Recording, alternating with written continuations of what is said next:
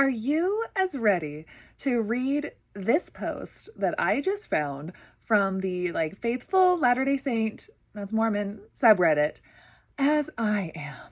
I like to be a satirist. Sometimes I go read this subreddit. They wrote the satire for me. Recently, I've had several friends, ranging from close to mere acquaintances, leave the church, all for varying reasons. Seeing their course play out for myself has torn me up. I feel in turmoil over their decisions.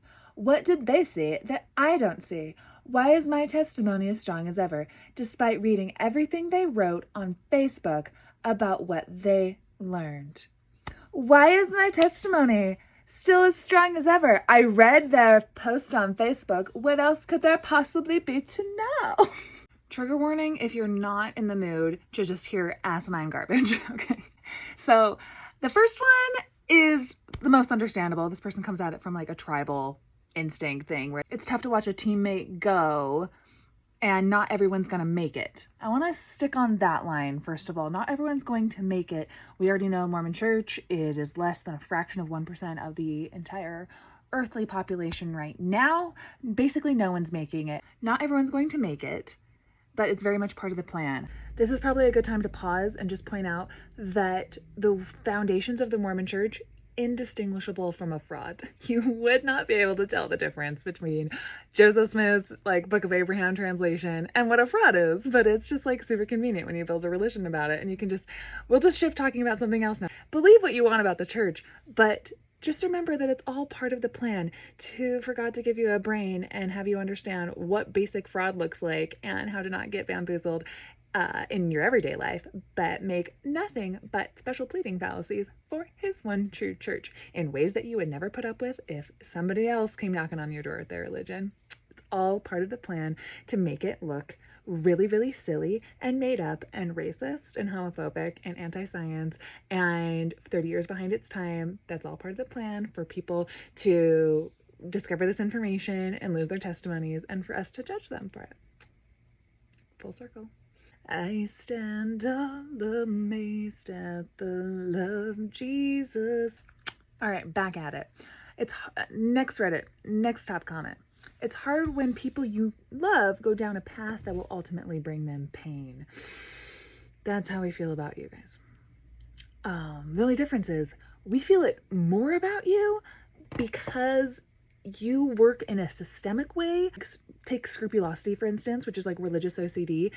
It's applauded within the LDS church, but it's actually having a mental illness. So we know that being in a system that applauds you continuing with your religious OCD will ultimately bring you a lifetime of pain.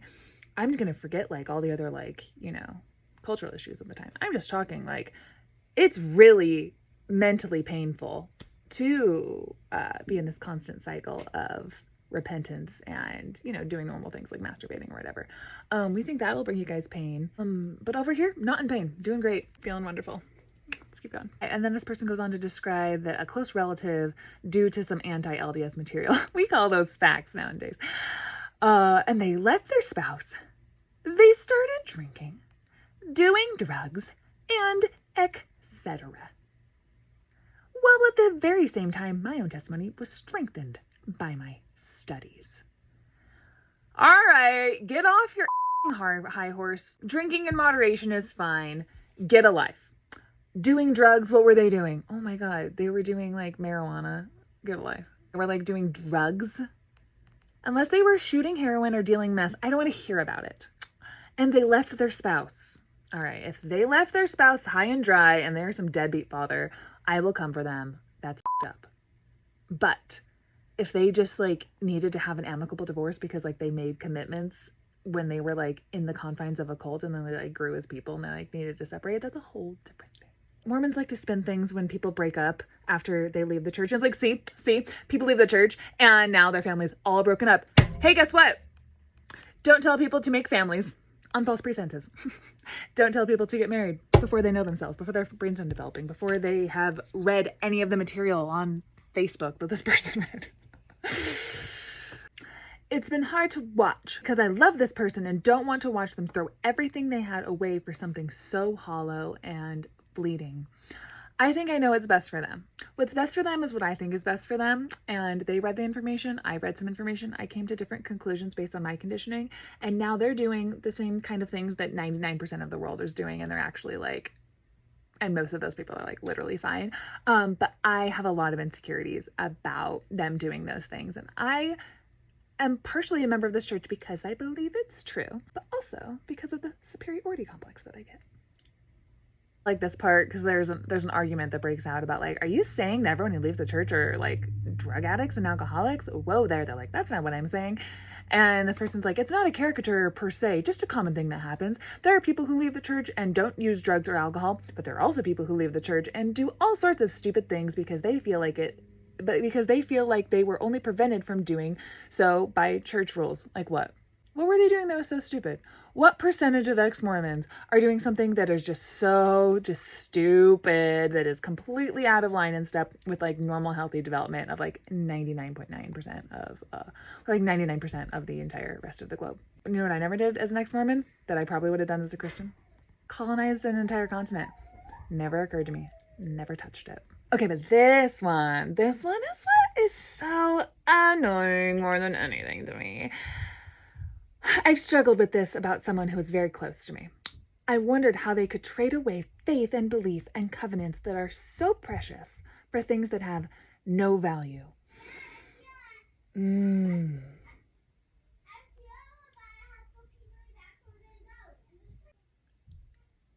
Okay, Reddit. Ex-Mormons are normal people.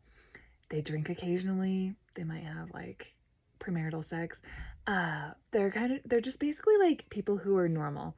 So if you think that everybody in the whole world just lives for things that don't have any value, they don't value their families, they don't value their careers, they don't value contributing and making the world a better place, they don't value supporting who they love, they have no value in the new way that they live their life anymore. Nice. The beliefs and covenants to serve the LDS church is what mattered, and what they have now doesn't. It's so easy not to be a judgmental bitch. I used to be one. It's so much easier not being one. Like, all you have to do is just ask them why they left directly. Try to empathize and understand their concerns instead of at all projecting that now what they've gone and traded is... Now they've gone and traded everything they had in for no value. I hear you, brother, sister. Why would you? You can just not. Why is it so hard for people to leave the LDS church? Hey, you don't believe in it. Just leave, just go. It's because the people around you will say, they said it to me, that now you've gone and lived a life that has no value. Your value was as a participant and a member of this church, and now you've traded all of that in, all of those precious covenants, for something that has no value. How do you think that maps onto somebody's mental health when they're fragile? Why can't you just love somebody and respect their choices instead of needing to kick them when they're down? Like, that is such a universal problem that is such like a fundamental problem of cult and high demand religions, is that your value is found in the group, and when you leave, you're no value anymore. Going back to like the first post about the person talking about tribalism, we're trying to overcome tribalism. Not a single point of saying like, don't treat them differently. No. So I say to a Mormon person, because I was devastated when my older sister left the church. I spent the whole night up crying. I had to miss work the next day. I had to call in sick because I was hysterically crying for like 6 hours straight after she told me that she was leaving the church. So I have been there. The number one best thing that she could have done, or anyone could have done, is handed me the CS letter. Even if there's a Mormon person who says that it's terrible scholarship, it doesn't matter, honestly, at that point. Because what matters at this point is trying to empathize with what the person read. What did they read? What Mormon Stories podcast did they become familiar with? What YouTube videos did they watch? What scholarship did they become aware of? What quotes from LDS leaders? What logical fallacies are they educated on? What anachronisms did they find in the Book of Mormon? What fraud did they realize Joseph Smith committed? What videos inside the temple did they see? Think about it, Mormons. You were having issues with your friends leaving the church. They have come to the conclusion this is not Jesus Christ One True Church anymore. And your best line of defense and your best tactic to say to that is there is no way that that is good for them. And your best tactic is to turn into a judgmental like your best tactic is to say that is so sad for them. They are only going after things that are hollow and fleeting. I know what it's like to be them. I know better for them. This is the truth. It's what I was born into. I had some times, boy, did I have some time. I had some times I was off I left the church for a little while, and I'm sure I went out and found that the earthly satisfactions of things were nothing to write home about, not special. And so I came to that conclusion for myself, and therefore that is what's right for them too. Suck less. The Mormon church is going to be around for a really long time, and my one message, if I could just get this into church headquarters, just suck less. Just judge less. Just be less of a douche if you can help it. Really help you live up to that. We're Christian. Church of Jesus Christ. It's Jesus Christ. It's in our name. It's on their name tags. It's on our buildings. It's in the name of the church. Where was Jesus saying you'll never know true happiness as he was turning the water into wine and handing it out for people to get drunk at a wedding? Like, you don't even know the God that you're worshiping. You know how to judge, and that's all you can do. You know how to judge first and foremost.